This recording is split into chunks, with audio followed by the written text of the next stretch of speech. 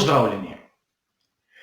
Po kvalifikacijah za veliko nagrado Francije je prišel čas še za tiste zadnje občutke, zadnje informacije, zadnje novosti pred dirko.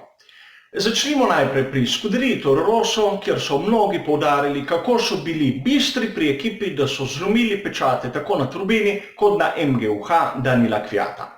Ta bi že tako ali drugače začel iz zadnjega mesta, kajti zamenjal je druge elemente pogonskega sklopa. Tako so mu v bodoče prihranili po 5 kazenskih mest na razporedu, ukolikor bi menjal še ta 2 elementa. Nič posebnega, bistrost ekipe, tako se dela pri Formuli 1. Skoraj večina je pozabila na nekaj drugega, bistveno še bolj zanimivega po mojem osebnem mnenju. Namreč Albon je imel, oziroma ima še zdaj, star pogonski sklop Honda, tisto specifikacijo 2. In če primerjamo čase med Albonom pa Kvyatom na enakem bolidu, vidimo v bistvu tisto razliko med starim in novim pogonskim sklopom Honda. Vidimo, da razlika v bistvu ni tako velika, kot bi si lahko mislili. V Q2 smo videli ogromno ekip, kar me je zelo veseli, da so rabili tisto srednjo trdoto pneumatik, medium. Namreč temperature asfalta so se dvignile precej nad 50 stopinj in tiste soft pneumatike, kljub temu, da so bile trše kot na prejšnjih 2 dirkah, enostavno niso zdržale, glede tudi na konfiguracijo asfalta in proge. V bistvu bomo lahko pričakovali, da bomo na dirki videli tisto, kot so si pri Pirelliju zamislili uporabo pneumatik. Najmehkejše za kvalifikacije, nato tiste srednje in trše za dirko. Velja pohvaliti tako Renault kot McLaren, kajti končno so začeli dirkati tako, kot se od njih pričakuje, to se pravi z enakimi strategijami, kot jih imajo prvi, to se pravi tudi Red Bull, Ferrari in Mercedes. Ta razlika se je začela vsaj navidezno manjšati, čeprav so zaostanki še zmerom veliki. Treba je poudariti še nekaj.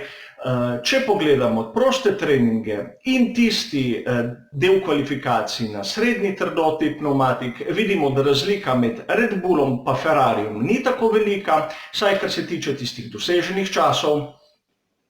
Seveda je pa pred vsemi, in to bistveno, pred vsemi Mercedes. Predvsem tisti del na srednji pneumatiki je bil fantastičen, govorimo lahko z lahkoto o sekundi na krog razlike.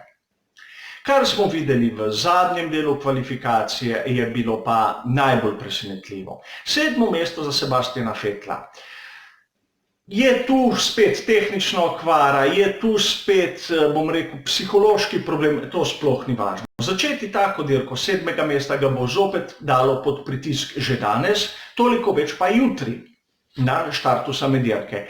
In dobro bi bilo za njega, da bi enkrat odpeljal to dirko brez napak, predvsem v tistih prvih krogih, kajti 7. mesto je bistveno za tistim, kar so vsi pričakovali. Ni tak problem samo oba McLarena pred njim, problem ga vidim predvsem v Verstappenu, kateri bo pred njim, in tudi v Charlesu Leclercu. Še en problem manj za Mercedesa. Lewis Hamilton je pokazal, da kadar je potrebno, zna narediti tisto razliko, Valtteri Bottas pa je zopet upravičil tisto svojo vlogo drugega voznika. Treba je pohvaliti prvič letos Antonija Giovinazzija. Ta je prišel v Q3, bistveno je bil boljši od svojega moštvenega kolega Kimija Raikkonena in končno na progi, ki mu je malce bolj domača, je pokazal tisti svoj blešč. Ni še za ga spraviti ven iz tistega spiska voznikov, kateri so razočarali, a začel je kazati znake življenja. In znake življenja so po mojem osebnem mnenju začeli kazati tudi pri Williamsu. Sicer sta oba voznika še zmerom na repu vseh, a vidim izboljšave, vidim, da se napredek, zaostanki se manjšajo in v primerjavi s Strollom v Racing Pointu je Russell v Williamsu zmeraj bliže. Preden zaključim ta prispevek, bi rad še povedal tisto moje osebno mnenje o vsej tej aferi glede kazni za veliko nagrado Kanade. O razlogih, zakaj je bila kazen upravičena, sem govoril že v komentarju za veliko nagrado Kanade, ne bom ponavljal dejstev. Od ekipe kot je Ferrari sem pričakoval, da bo na zaslišanje prinesla dokaze, kateri bojo v skladu s tistim, kar so govorili v javnosti. Govorim o dokazih, kateri so novi, kateri kažejo novo sliko, novo videnje in kateri bojo zdržali presojo komisarjev. Ko sem videl, da je njihova obramba temeljila na komentarju Karuna Čandoka, bivšega voznika, komentatorja televizije, brez kakršnega koli pomilovanja njegove vloge, ampak na mnenju tretje osebe, sem se začudil. Začudil sem se, ker pričakoval sem več in menim, da je bila zavrnitev teh dokazov, tako kot so bili pripravljeni, nič drugega kot pravilno dejanje komisarjev FIE. Od ekipe, katera se gre pritožiti na tako odločitev komisarjev, vsakdo pričakuje malo bolj resno pripravo in malo bolj trdne dokaze.